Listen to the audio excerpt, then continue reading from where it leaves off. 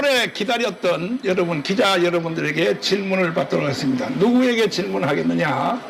그 다음에 그 내용이 무엇인지를 소속사를 말씀해 주시고, 우리 손상대 사회님 진행해 주십시오. 자, 우리 기자분들 많이 오셨는데, 뭐 궁금한 점 있으면 뭐 가리지 말고, 목사님 성격이 숨기고 이걸 잘 못합니다. 묻고 싶은 거 있으면 다 물어보시고, 뭐 지금 미국의 사정도 그렇고 국내 현실도 그런데 또 그렇다고 다 받을 수는 없고 아마 기자단에서 좀 어느 정도 정리를 해왔다고 보는데, 자, 질문하실 거 있으면. 예.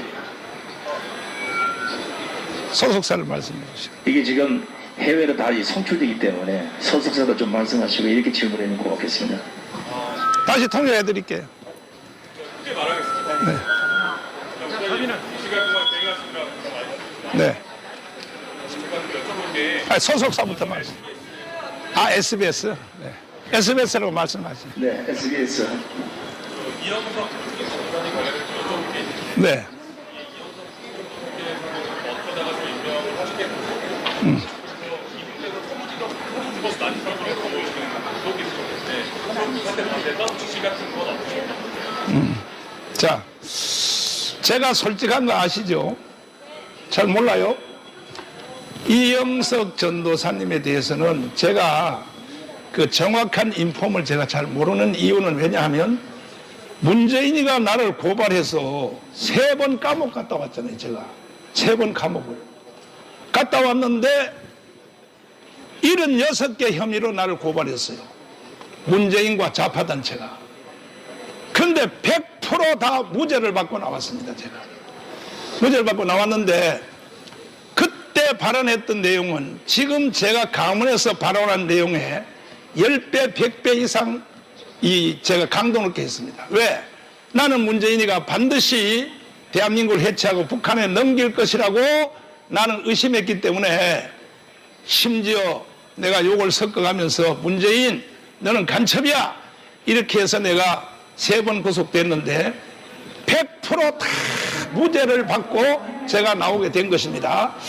그 후에 저는 당회장직을 사퇴를 하고 주일날 설교만 해달라고 성도들이 부탁을 해서 지금도 강원연합회에서 설교만 하니까 교회 행정에 대해서는 제가 아는 바가 없는데 미국에서 하도 그 유튜브가 이영석에 대해서 말을 하기에 그 이영석 전도산 그분은 사실은 우리 교회 와서 전도사가 된 것이 나는 아니라고 생각합니다. 내가 지금 교회 가서 확인 한번 해보려고 합니다.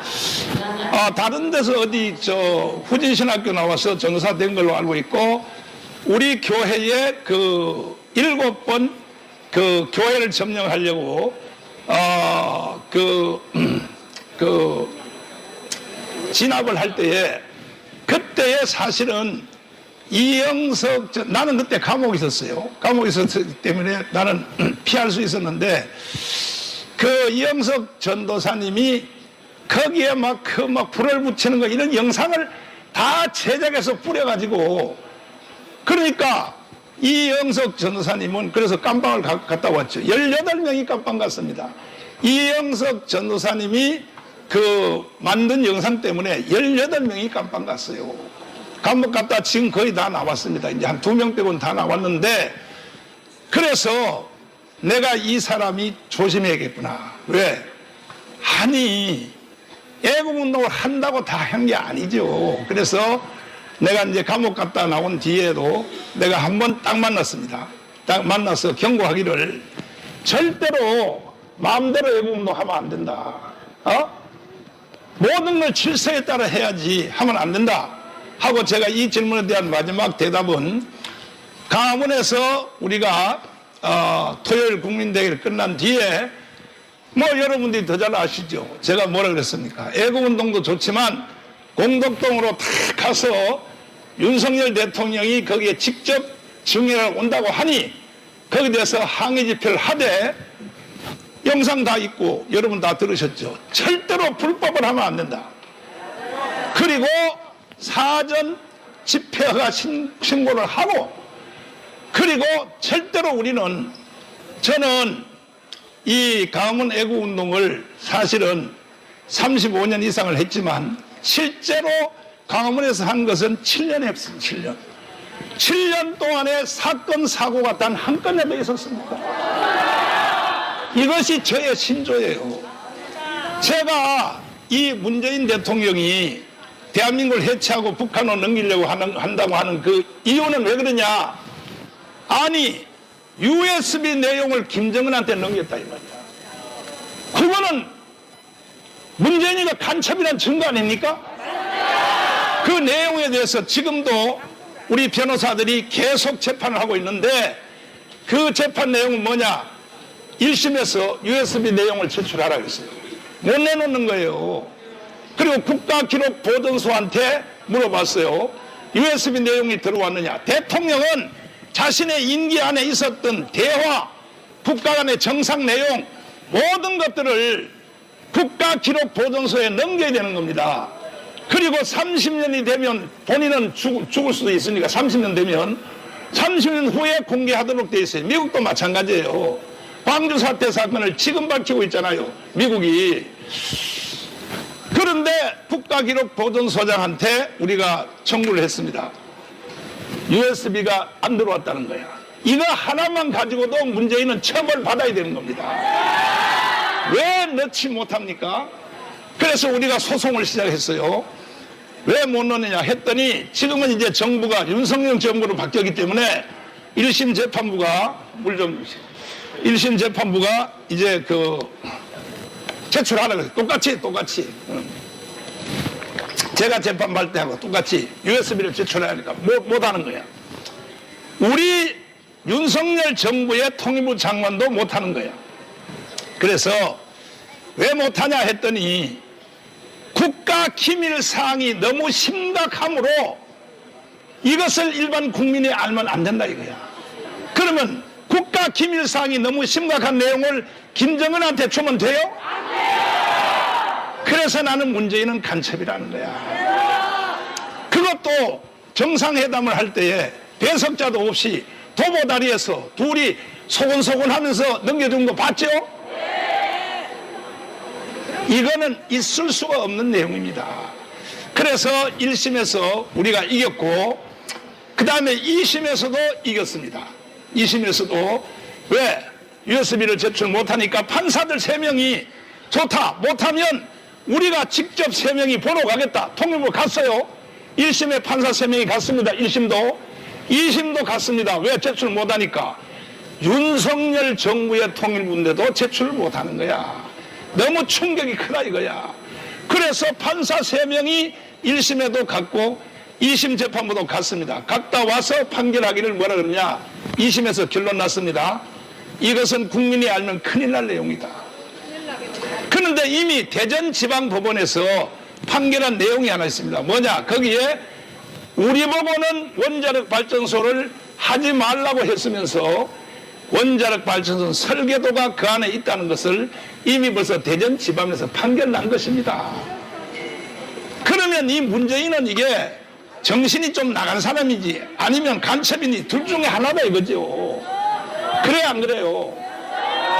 그리고 저에 대해서 무슨 뭐 체포 이런 말을 하는데 체포를 하려면 이재명부터 먼저 체포해야죠. 이재명의 주장이 공식적으로 말하잖아요. 주한미군 철수, 연방제 통일, 연방제 통일하면 돼요? 이거는요 북한의 나라를 바치겠다는 것입니다. 그리고 대기업 해체. 그러면 대한민국이 어떻게 되겠습니까? 그리고 마지막으로 말씀을 드리면 이재명도 저는 자기 마음대로 못한다고 생각합니다. 아까 이동호가 말한 대로 반드시 북한의 대북 송금 쌍방울 통해서 그거 다 드러났죠?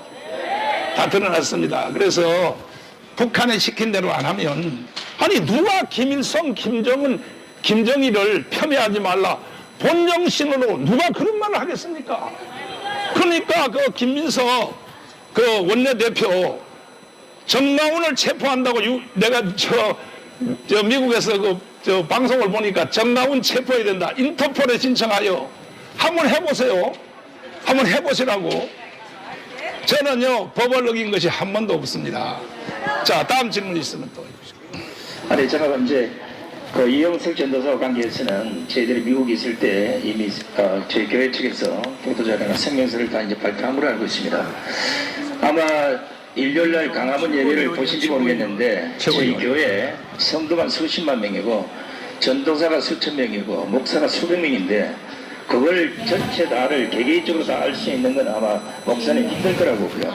생각보다는 머리가 그렇게 좋지 않습니다. 그렇기 때문에 개개인적으로 들어서 뭐 이렇게는 알겠지만 걔가 어떤 성향을 갖고 있고 이래까지는 잘 파악이 안 돼 있을 거예요. 저도 잘 모르는데요. 자, 그런 건 좀 이해하시고 이제 돌아가셔가지고 아마 교회에서 우리 장로 목사님들하고 전체 회의를 또 통해서 밝힐 건 밝히고 이렇게 하도록 하겠습니다. 자, 부원하의 말씀을 드리면 대한민국 교회가 원체 무너졌기 때문에 최고의 신학자들을 모시고 청교도 신학교를 운영하고 있습니다. 이것은 온라인으로 하고 있습니다. 최고의 박사님들입니다.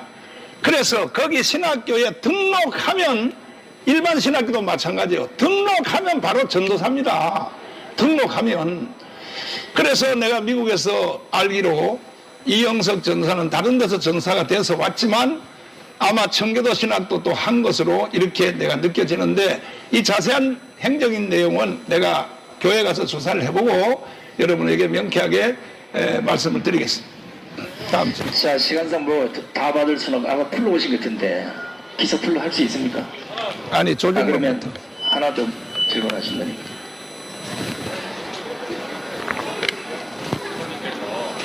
대란 수준 혐의 등으로 고발한 어떤 입장을 지금 자, 예. 누가 고발했어요? 운동 혐의로? 아니 어떤 사람이 고발했냐? 검찰에 이제 고발이 아니 근데 누가 고발을 했냐고. 나를 내란 선동 혐의로. 그것부터 이야기해야죠.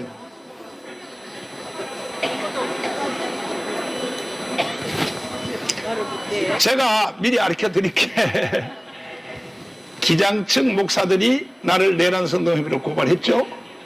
기장 측에 있는 목사들은요, 종류가 캐톨릭의 전의사제구현단하고 같은 단체입니다. 그 사람들은 다는 그렇지 않지만 거의 90% 이상은 다 친북주의자고. 그리고 내가 100번 양보해서 저도 우리 교회 안에도 좌파가 있어요. 청년들 중에. 제가 대화를 해봤어요. 그 어떻게 하자는 얘기냐. 그럼 대한민국 어디로 가자는 얘기냐 그랬더니 목사님, 우리 교회 청년이 말합니다. 덩치는 커가지고 덩치는 커서 왜 그렇게 째째하십니까? 일단 나라를 북한에 한번 넘겨주고 그 후에 다시 민주화 운동을 하면 그러면 다시 북한을 우리가 찾아올 수 있다. 이것이 좌파 애들이 하는 마지막 말입니다. 마지막 말.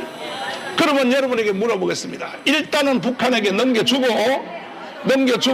다시 우리가 민주화 운동을 할 수 있어요? 그래서 그러나 우리가 희망을 보는 것은 뭐냐? 윤석열 대통령이 이제 공수처에 체포영장을 받고 계속하니까 경호처하고 경찰들하고 총격전이 벌어질 것 같으니까 그러니까 윤석열 대통령이 나는 공수처를 인정하지 않지만 피 흘림이 청년들이 죽으면 안 되니까 같은 대한민국 이 경찰과 경호부대가 총격전이 벌어지면 그래서 나는 가주겠다 해서 공수처에 가서 대답 한마디도 안 하고 묵비권을 행사해서 결국 서울구치소에 갇혔는데 그래서 내란 선동 혐의 이것은요 우리 김학성 교수님이 다시 대답을 해주십시오. 김학성입니다. 저도 김용민 측에서 내란 선동했다는 혐의로 고발을 하겠다는 말을 제가 들은 바가 있는데 실제로 고발이 이루어질지 모르겠어요.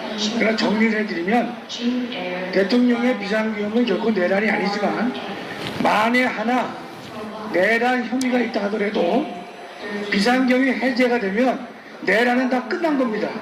아시겠어요? 이미 끝난 과거의 행위란 말이죠. 지금의 이 발언에 대해서 그걸 선전선동이라고 하는 것은 말 자체가 성립하지 않는 것이에요. 그걸 기자분들이 정확히 알아둬야 된다는 것이에요. 네. 그리고 저는 2019년도에 그때가 제일 많이 모였습니다. 2019년도에 10월 3일입니다. 그때 제가 발언한 내용 때문에 내란 선동 혐의, 집시법 위반, 선거법 위반, 그 다음에 명예훼손 해서 76개로 제가 고발을 당했어요. 누구에게? 제일 많이 고발한 사람이 김용민이에요. 김용민. 그래서 우리가 재판 과정에서 김용민의 증인을 3번 이상 불렀습니다. 제가 얼마나, 여러분 보세요. 그래서 내가 무죄를 100% 무죄 받고 나왔거든요. 2019년도에 무죄 받고 나온 뒤에 다시는 이런 제목으로는 고발하지 말아라고. 저도 돈이 없어요. 정말로 조중동에다 광고를 냈어요. 광고를. 다시는 이런 제목으로는 고발하지 말아라. 왜? 100% 내가 무죄 받고 나왔으니까. 그러면 김용민이가 고발을 해야 돼, 안 해야 돼요? 조중동에다가. 그래서 내가 다시 또 나를 고발했기에 증인으로 불러서 물어봤어요. 내가 조중동에 광고 낸 걸 반장이니까 못 봤다 그래.